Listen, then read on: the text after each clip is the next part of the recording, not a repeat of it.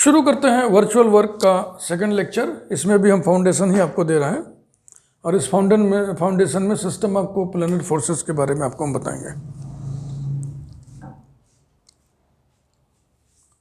A system of forces is called a system of coplanar forces if the lines of action of all forces and points of application of all forces lie in one plane. सभी forces के जो lines of action हैं और उनके points of application वो सब के सब एक ही प्लेन में हो, ठीक है ना। अब इसमें हम सबसे पहले आपको बताएंगे reduction of coplanar forces.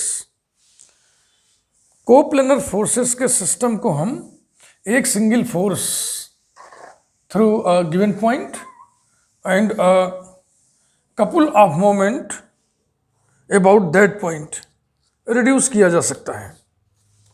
Reduction of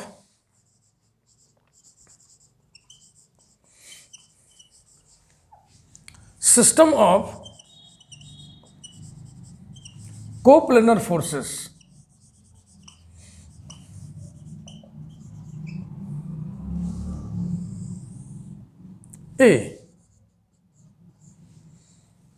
A system of coplanar forces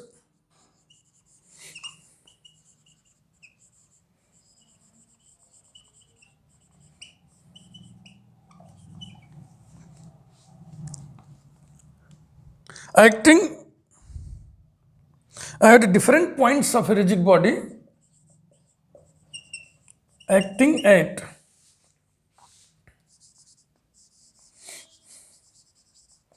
different points of a rigid body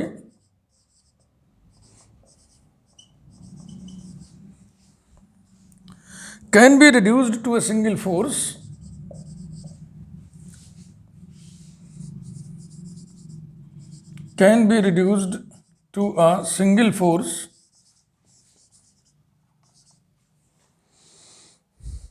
through a given point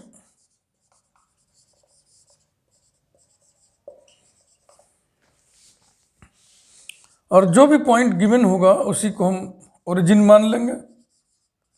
taking the given point as origin we prepare system Cartesian system having x axis y axis and a couple about that point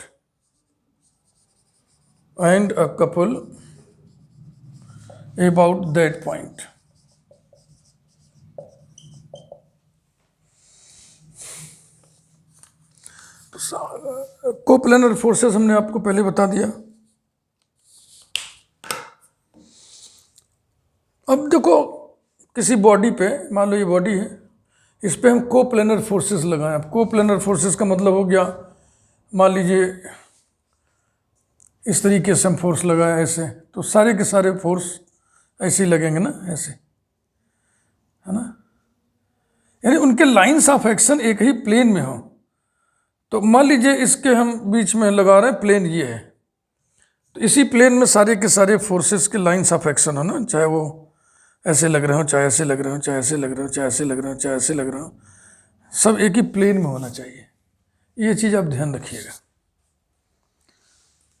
तो जब किसी body पे आप coplanar forces apply करिएगा तो क्या होगा, body में दो प्रकार का मोशन होगा, एक ट्रांसलेटरी मोशन और एक रोटेटरी मोशन। यानी अब बॉडी ट्रांसलेट करेगी यानी खिसकेगी और रोटेट करेगी माने घूमेगी। जाहिर सी बात है, इसी बॉडी पे आप फोर्सेस लगाइएगा, coplanar forces, parallel forces, coplanar forces, उनका डायरेक्शन यानी सब एक ही जैसा, चाहे जिस डायरेक्शन में हो एक ही प्लेन में होना चाहिए ना। कोई इधर है, कोई इधर है, कोई इधर है, कोई इधर है, कोई इधर है, कोई, तो बॉडी कुछ तो खिसकेगी और कुछ तो घूम जाएगी।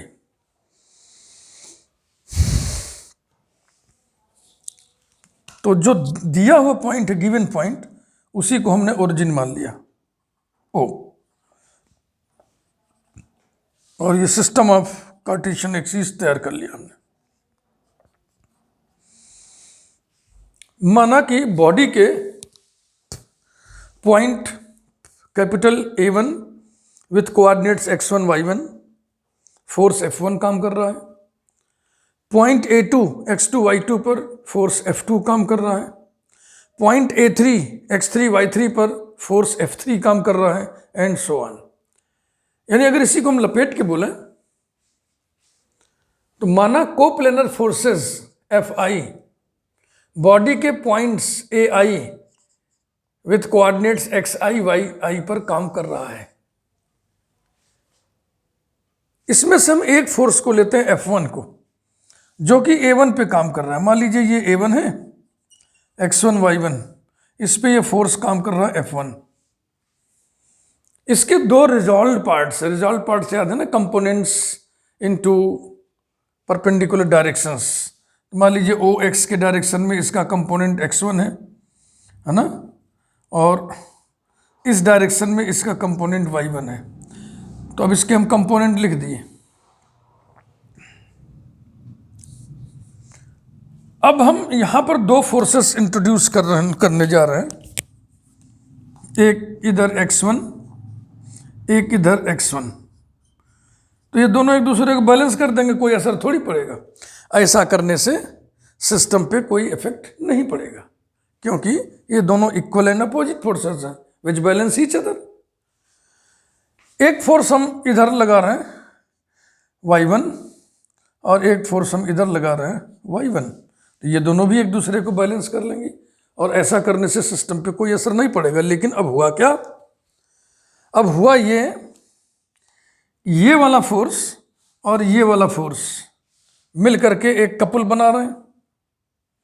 ये बीच की डिस्टेंस हो गया, ये उसको उधर कर रहा है, ये उसको उधर कर रहा है। तो ये जो डिस्टेंस वाला है वो कैसे खिसकेगा? जैसे देखो ये डिस्टेंस वाला है, ये फोर्स इधर लग रहा है, ये फोर्स इधर लग रहा है, तो ऐसे घूम जाएगा ना। तो ऐसे घूमने का मतलब क्लॉकवाइज घूमना। क्लॉकवाइज अगर मोमेंट है तो उसका साइन क्या लेंगे हम? निगेटिव। तो ये वाला मिल करके एक कपल बनाएगा और ये वाला मिल करके एक कपल बनाएगा। तो दो तो कपल बन रहे हैं और अब दो फोर्सेस छूट रहे हैं। F1 हम हटा दे रहे हैं क्योंकि इसके हम कंपोनेंट्स, इसके हम रिजॉल्व पार्ट्स ले ही चुके हैं। एक फोर्स ये छूट रहा है, एक फोर्स ये छूट रहा है। तो जब हमने सिर्फ एक फोर्स लिया कैपिटल F1, यानी कि उसके रिजॉल्व पार्ट्स लिया हमने कैपिटल X1 कैपिटल Y1, तो उसके कारण ये सिस्टम अब रिड्यूस कर गया। ये सिस्टम अब रिड्यूस कर गया किसमें? एक फोर्स कैपिटल X1 कहाँ है वो? ये जो गोला गोला हमने बना रखा है। एक force capital X1 along OX and another force capital Y1 along OY plus, देखो ये और ये मिलकर के एक कपल बनाएंगे तो उसका मोमेंट क्या होगा? अभी हमने बताया था ना, जैसे कि देखो मोमेंट निकालने का तरीका क्या? ये जो परपेंडिकुलर डिस्टेंस वाली लाइन है ना, इसको खींचिए और इसके इस सिरे पर कैपिटल X1 लग रहा है, इसके इस सिरे पर इधर की ओर क्या लग रहा है? Capital X1। तो ये किधर घूमेगा? ये ऐसे रोटेट कर जाएगा ना, ऐसे क्लॉकवाइज ऐसे घूमेगा, तो ये हो गया निगेटिव। और कपल का मोमेंट क्या होता है? Force into perpendicular distance. तो फोर्स हो गया X1 कैपिटल और ये डिस्टेंस कितना होगा? स्मॉल y1 और निगेटिव ना, प्लस इस y1 और इस y1 का देखें, इस y1 का देखें। एक y1 यहाँ है ऐसे और एक y1 यहाँ है ऐसे, तो इसके बीच की दूरी क्या होगी? ये वाली, यही तो डिस्टेंस होगी। और ये डिस्टेंस कितना है? X1। तो capital Y1 into X1, positive और निगेटिव जरा ये देखें। इस डिस्टेंस को ये देखो, ये नीचे और ये ऊपर, ये जब ऊपर की ओर खींचेंगे इस सिरे को नीचे की ओर, तो ऐसे घूम जाएगा मतलब एंटी क्लॉकवाइज, तो पॉजिटिव होगा। तो हो गया plus capital Y1 into X1। बहुत बात ध्यान से आपने सीखा कि नहीं? हमने एक फोर्स लिया A1 पे जो कि काम कर रहा है, अप्लाइड है, उसके दो रिजॉल्व पार्ट्स ले लिए X1 Y1। उसके बाद यहाँ पर हमने एक X1 फोर्स इधर, एक X1 फोर्स इधर इंट्रोड्यूस कर दिया। ऐसा करने से सिस्टम पे कोई असर नहीं पड़ेगा, because these two forces balance each other. फिर इसी पॉइंट पर हमने एक y1 इधर एक y1 इधर इंट्रोड्यूस कर दिया। It will have no effect on the system because y1 balance each other. तो अब आपके पास क्या क्या रह गया, ये वाला फोर्स ना, ये एक इधर ये कपल बना रहा है, इसका मोमेंट हमने मेजरमेंट कर लिया, इसका साइन लगा दिया। एक इधर ये दोनों मिलके एक कपल बना रहे हैं, इसका मेजरमेंट हमने कर लिया इसके मोमेंट का। और एक फोर्स यहाँ छूट रहा है, एक फोर्स यहाँ छूट रहा है, यानी एक force capital x1 along OX, एक force capital y1 along OY, and a couple of moment this one. तो बच्चों इसी प्रकार से आप दूसरा फोर्स लीजिए कैपिटल F2, जो कि A2 x2 y2 पे काम कर रहा है, और इस तरीके से उसको कन्वर्ट कर लीजिए। फिर तीसरा फोर्स लीजिए F3, जो कैपिटल A3 x3 y3 पे काम कर रहा है, उसके लिए भी ये निकाल लीजिए। इसी तरह से निकालते चलिए और फिर सबको जोड़ दीजिए तो पूरे सिस्टम का कन्वर्जन आ जाएगा। तो अब हम लिख नहीं रहे, बस आपको समझा रहे हैं कि इसी प्रकार से सब करने पर हमारे पास क्या क्या होगा। The system is equivalent to या reduces to, the system is equivalent to force sigma capital x1, इसको हम डिनोट कर रहे हैं कैपिटल X से, किधर की ओर, along OY, और sigma capital y1 along OY, इसे हम डिनोट करते रहे कैपिटल Y से। एंड सभी मोमेंट्स का sum sigma x1 capital y1 minus y1 capital x1, इस सम को हम डिनोट कर दे रहे हैं G से, यही हो जाएगा। अब आप देखें,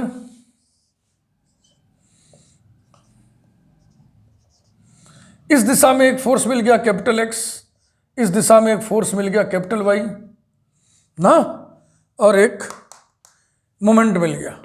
लेकिन इन दोनों को फिर हम कंपाउंड करके रिजल्टेंट निकाल सकते हैं। मान लीजिए इनका रिजल्टेंट R है, जो OX के डायरेक्शन के साथ थीटा एंगल बना रहा है, तो फिर इन दोनों का रिजल्टेंट कितना हो जाएगा, ये रिजल्टेंट हो जाएगा R equal to under root capital X square plus y square, और इसका डायरेक्शन हम देंगे इस सूत्र से टेन थीटा इक्वल टू या theta equal to tan inverse y by x, जो कि पिछले वीडियो में मैंने आपको बताया था।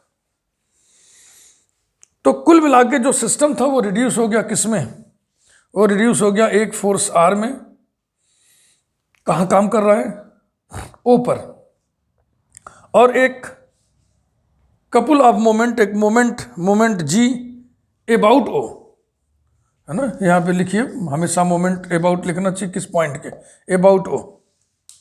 तो यही प्रूव करना था, यही मैंने कहा था, अ system of coplanar forces acting at different points of a rigid body can be reduced to a single force through given point, माने through origin, single force through origin, ये R कहाँ काम कर रहा है, O से, and a couple of moment about O, and a couple of moment about O। अब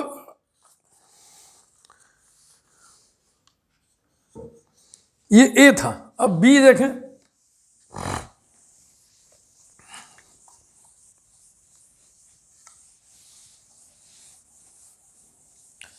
statics है ये, एक बार मैंने समझ में आया तो वीडियो को 2 बार 3 बार सुनिए, ध्यान से समझिए, समझ में आएगा। B, system of coplanar forces, system of coplanar forces acting at a particle,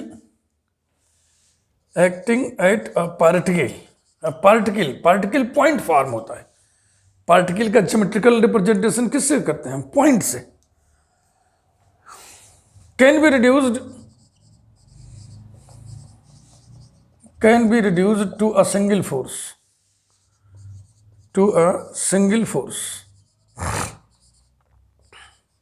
R equal to under root x square plus y square, where x is sigma capital X1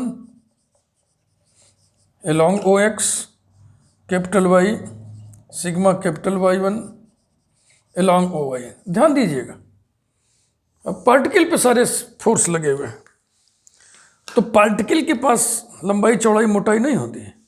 particle पे जो आप कोप्लेनर फोर्सेस लगाइएगा सिर्फ एक ही motion होगा, translatory motion होगा, नहीं particle खिसक जाएगा। पार्टिकल घूमने से क्या मतलब, उसमें मोटाई है ही नहीं, लंबाई चौड़ाई कुछ नहीं है। जब आप रिजिड बॉडी पे कोप्लेनर फोर्सेस लगाइएगा तब दो प्रकार के मोशन होंगे, एक ट्रांसलेशन और एक रोटेशन। बॉडी खिसकेगी भी और घूमेगी भी, लेकिन जब पार्टिकल पे आप कोप्लेनर फोर्सेस अप्लाई करिएगा तो पार्टिकल तो केवल खिसकेगा ना, केवल खिसकेगा, यानी कि रोटेशन खत्म कर दीजिए। In this case there is no rotation. No rotation माने मोमेंट नहीं आएगा। तो पिछले रिजल्ट में G बराबर 0 रख दो तो बस सब कुछ आ जाएगा। इसके बाद हम बातचीत को और आगे बढ़ा रहे हैं कि system of coplanar forces acting at different points of a rigid body can be reduce to a single force. ये तो देखो पार्टिकल की बात हो गई। बॉडी वाली बातचीत में G 0 कर दो। बॉडी वाली बातचीत क्या थी, किसी रिजिड बॉडी के डिफरेंट पॉइंट्स पर system of coplanar forces applied हैं तो क्या होगा, पूरा system a single force through the origin and a couple of moment about the origin में रिड्यूस हो जाएगा। माने एक सिंगल फोर्स होगा, सिंगल रिजल्टेंट, और एक कपुल ऑफ मोमेंट होगा। अब हम कह रहे हैं कि नहीं, हम इसको सिंगल फोर्स में कन्वर्ट कर सकते हैं। तो अभी हम बातचीत करने जा रहे हैं ABC। A system of coplanar forces, a system of coplanar forces acting at different points, acting at different points of a rigid body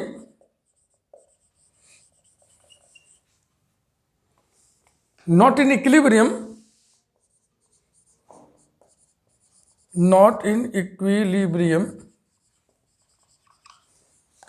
can be reduced to a single force, can be reduced to a single force or a couple।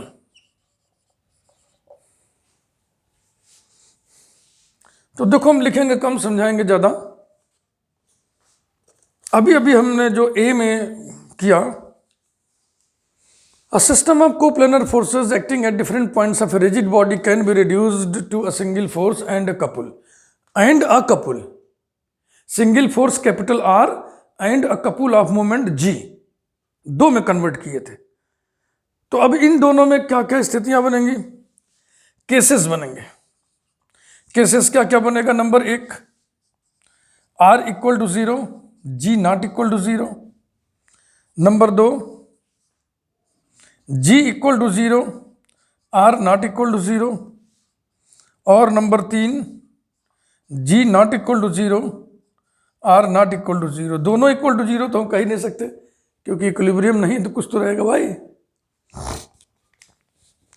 तो ये क्या कह रहा है कि single force या एक couple में कन्वर्ट हो जाएगा। तो ये केस क्या बता रहा है, सिंगल फोर्स में कन्वर्जन हो गया, अरे कपुल में कन्वर्जन हो गया। ये क्या बता रहा है, सिंगल फोर्स में कन्वर्ट हो गया। और इसी में हमको बस डिस्कस करना है। In first 2 cases we have nothing to prove. यही तो रहा नहीं, या तो फोर्स में या तो कपुल में। तो जो नॉन जीरो वही तो जिंदा बचेगा, वही तो बचेगा। तो पहला केस क्या कह रहा है, सिस्टम कपुल में रिड्यूस हो गया। दूसरा केस क्या कह रहा है, सिस्टम सिंगल फोर्स में कन्वर्ट हो गया है। अब इसको हम क्या करेंगे, सिंगल फोर्स में भी कन्वर्ट करेंगे। इसको हम करेंगे सिंगल फोर्स में कन्वर्ट। मान लीजिए हम सिंगल फोर्स में कन्वर्ट कर ले गए तो बस जो प्रूव करना तो प्रूव हो जाएगा। तो तीसरी वाली स्थिति को देखिए, इसको हम सिंगल फोर्स में कैसे कन्वर्ट करते हैं।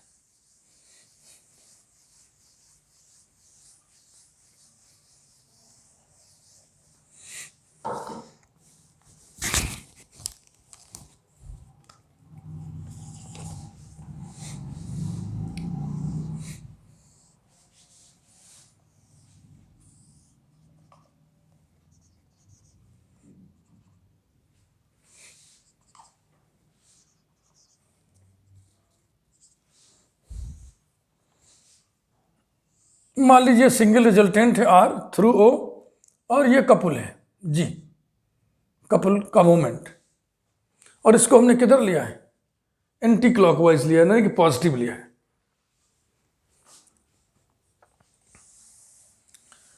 तो आर को तो हम रहने दे रहे हैं, आर को हम डिस्टर्ब नहीं कर रहे हैं, लेकिन इस जी को हम कन्वर्ट करने जा रहे हैं। देखो कितनी खूबसूरती से, कितनी स्किलफुल्ली, अच्छा लगेगा। एक फोर्स इधर इंट्रोड्यूस कर रहा हूं मैं आर, और एक फोर्स हम इधर इंट्रोड्यूस करने जा रहे हैं आर। ये ओरिजिन ओ है, इसे हम ओ डैश लिख रहे हैं, यहां पे एक पॉइंट ले रहे हैं ए डैश, ताकि इसका नाम हम ले सकें इस लाइन का, ओ डैश ए डैश।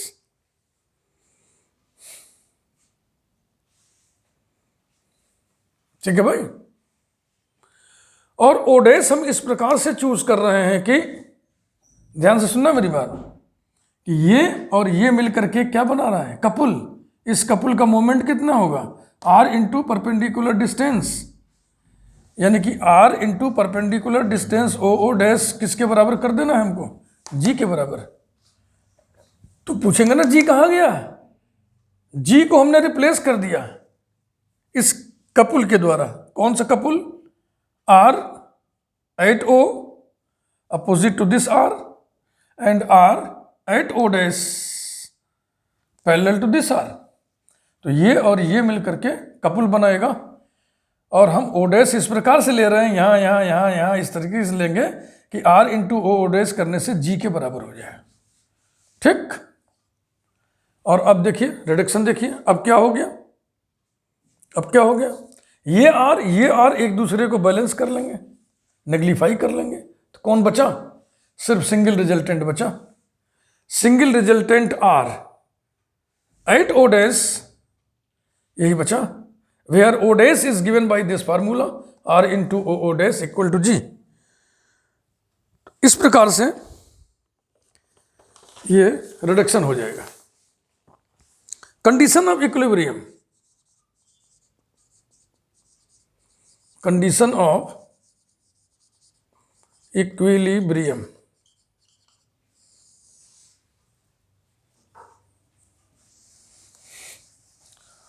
सोचिए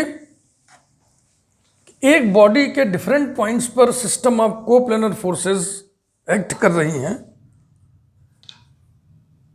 तो पूरा सिस्टम किस में कन्वर्ट हो गया था, रिड्यूस हो गया था।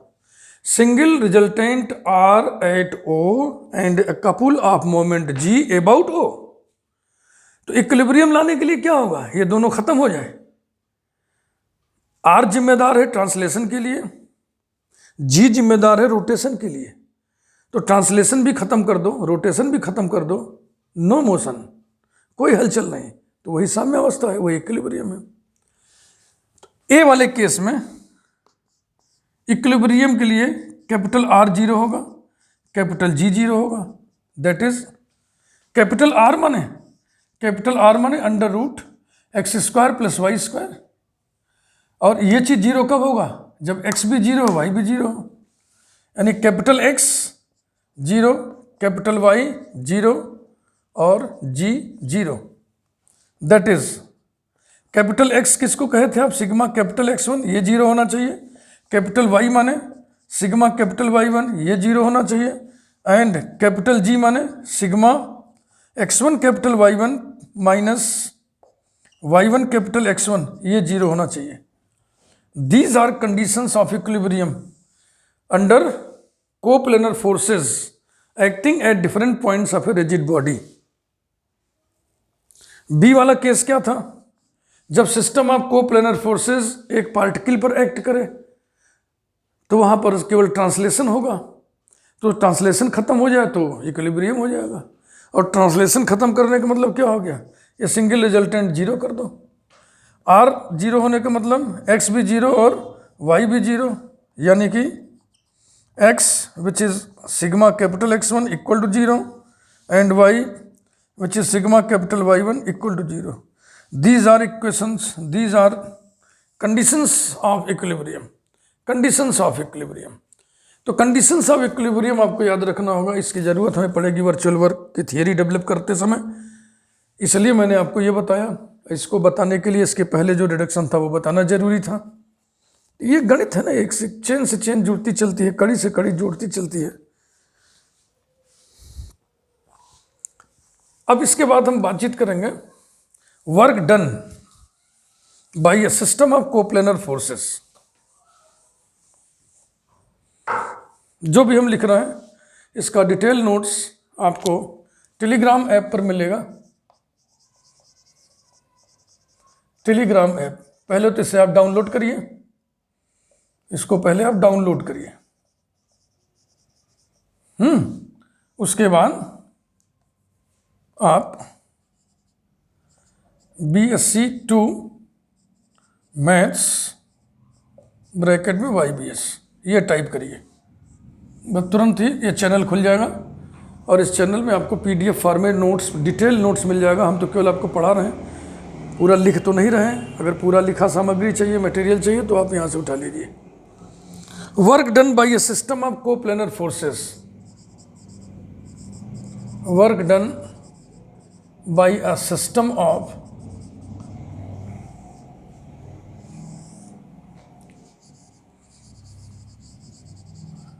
Coplanar forces.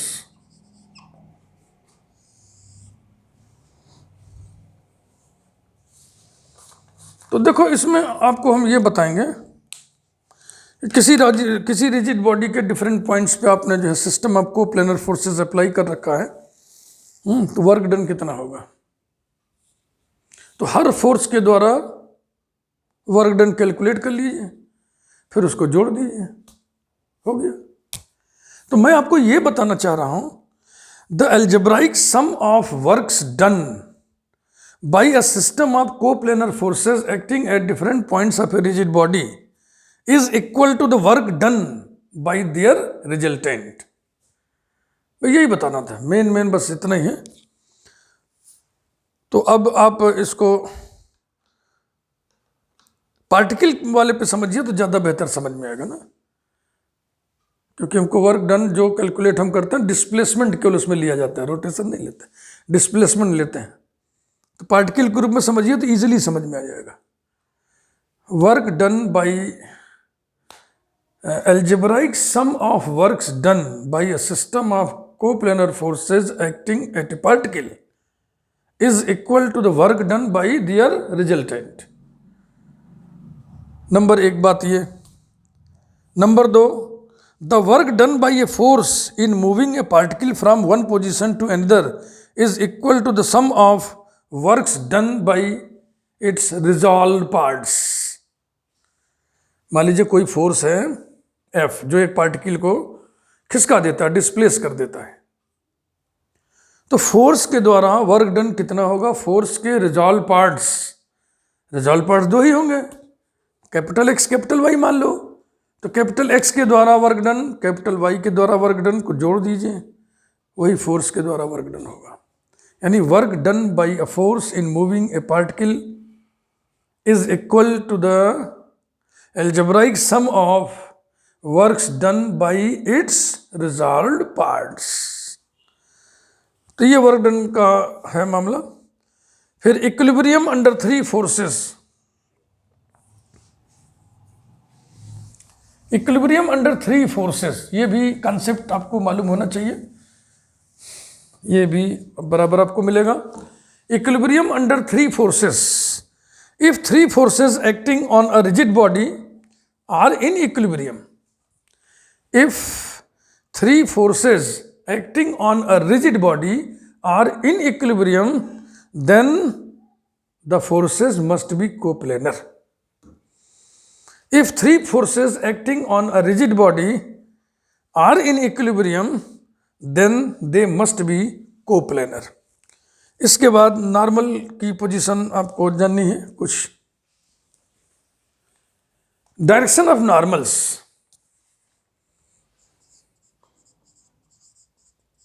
Direction of normals, ये एक प्लेन है, इस पे ये रॉड रखा हुआ है, तो यहां पर जो रिएक्शन होगा इस प्लेन के परपेंडिकुलर होगा, ऐसे आर फॉर रिएक्शन. ये